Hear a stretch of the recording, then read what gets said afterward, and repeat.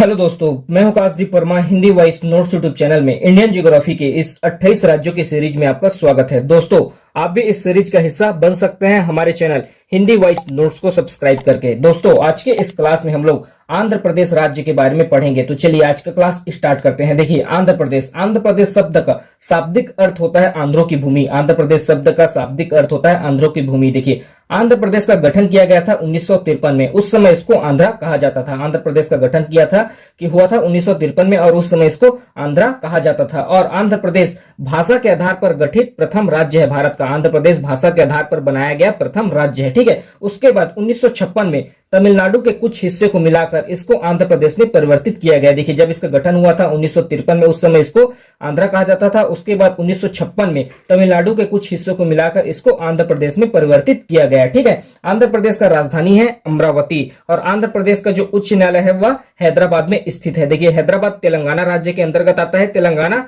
आंध्र प्रदेश का ही विभाजन के बाद ही बना था। ठीक है।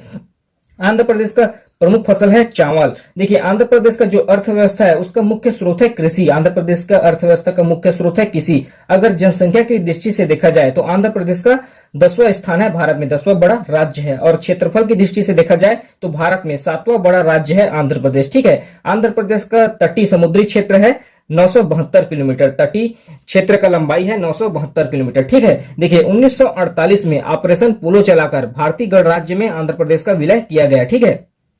1948 में ऑपरेशन पोलो चलाकर भारतीय गणराज्य में इसका विलय किया गया।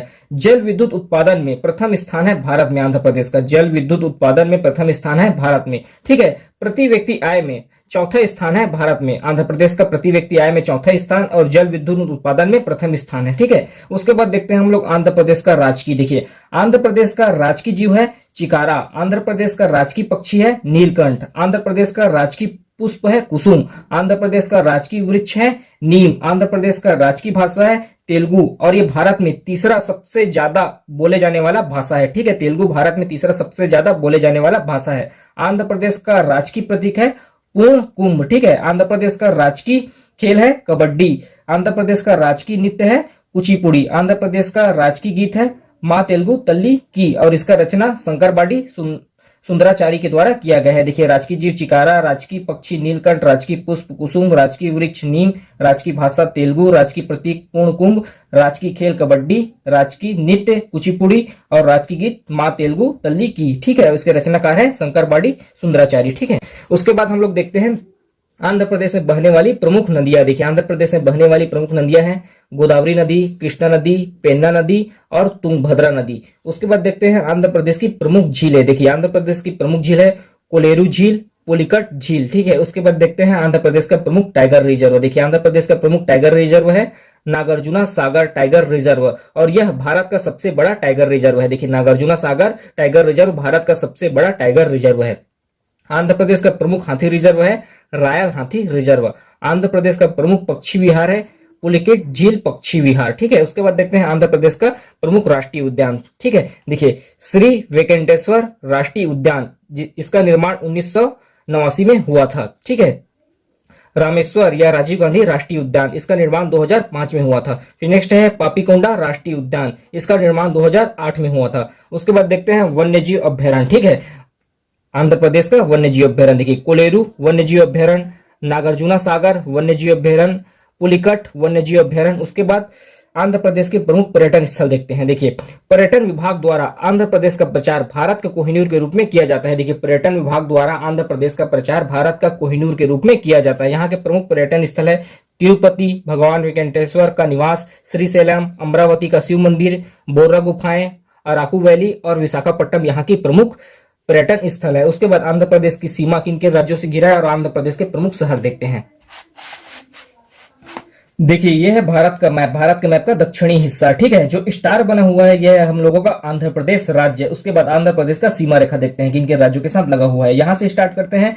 देखिए, आंध्र प्रदेश का यहां से लेकर यहां तक का सीमा उड़ीसा के साथ लगा हुआ है। उसके बाद यहां पर छोटा सा सीमा आंध्र प्रदेश का छत्तीसगढ़ के साथ लगा हुआ है। उसके बाद आंध्र प्रदेश का यहां से लेकर यहां तक का सीमा तेलंगाना के साथ लगा हुआ है। उसके बाद आंध्र प्रदेश का यहां से लेकर यहां तक का सीमा कर्नाटक के साथ लगा हुआ है। उसके बाद आंध्र प्रदेश का यहां से लेकर यहां तक का सीमा तमिलनाडु के साथ लगा हुआ है और ये वाला सीमा समुद्री तट रेखा है, ठीक है, समुद्री सीमा है।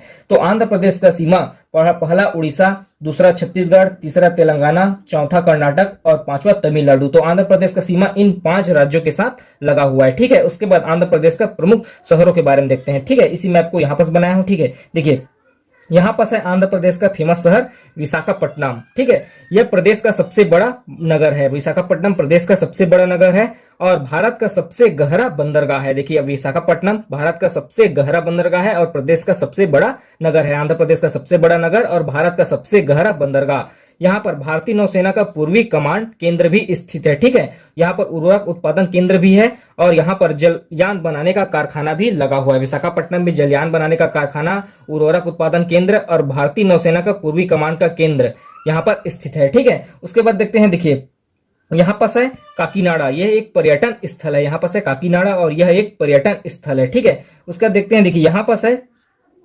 मछलीपट्टनम।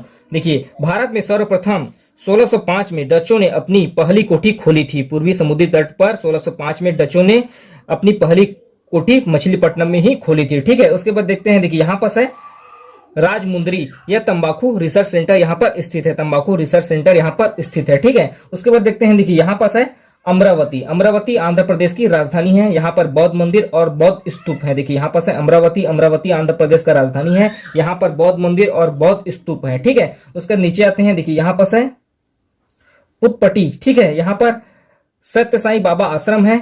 यह चित्रावती नदी के किनारे बसा हुआ है, ठीक है। उसके नीचे आते हैं, देखिए यहाँ पास है नेल्लोर। नेल्लोर पन्नार नदी के किनारे बसा हुआ है, ठीक है। नेल्लोर पन्नार नदी के किनारे बसा हुआ है और यहाँ स्थित है रंगनाथ मंदिर, नेल्लापट्टू अभ्यारण्य, उदयगिरी किला, पुलकिट झील यहाँ पर स्थित है, ठीक है। उसके बाद देखते हैं, देखिए यहाँ पास है तिरुपति। तिरुपति में है विश्वनाथ मंदिर और यह सर्वाधिक चढ़ोतरी वाला मंदिर है। तो इस पार्ट में हम लोगों ने आंध्र प्रदेश के बारे में पढ़ा। अभी के लिए इतना ही, धन्यवाद।